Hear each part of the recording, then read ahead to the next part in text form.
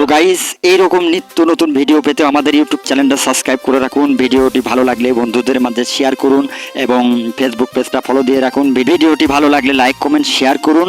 আর আমি আপনাদের মাঝে রফিকুল ইসলাম বকুল। তো চলুন কথা না বাড়িয়ে ভিডিওর ভিতরে ঢুকে যাই।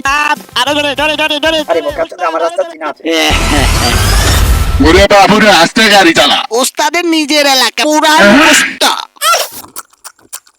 ওস্তাদ বাড়াবি মারা গেছে ওস্তাদ মারা গেছে।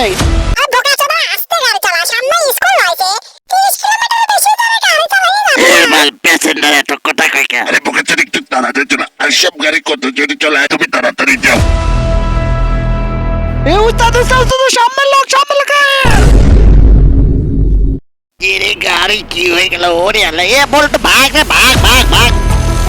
উস্তাদ এইটা তো আপনার মাইয়া দেখতাছি।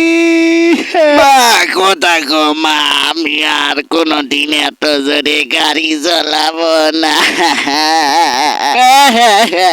অতিরিক্ত গতি পরিহার করুন, নিজে দায়িত্বশীল হন, নিরাপদে পথ চলুন।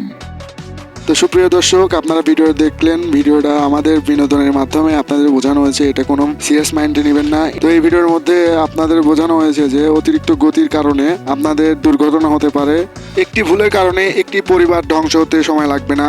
তো আপনারা অবশ্যই নিরাপদে থাকবেন, মানুষকে নিরাপদে রাখবেন, এই প্রত্যাশায় বিএসএস অডিওর সাথে থাকবেন। সবাই নিরাপদে থাকবেন, ভালো থাকবেন, সুস্থ থাকবেন, আর সবাইকে সতর্ক রাখবেন। আমি ছিলাম বিএসএস অডিওর মডারেটর মোহাম্মদ জাহিদুল ইসলাম।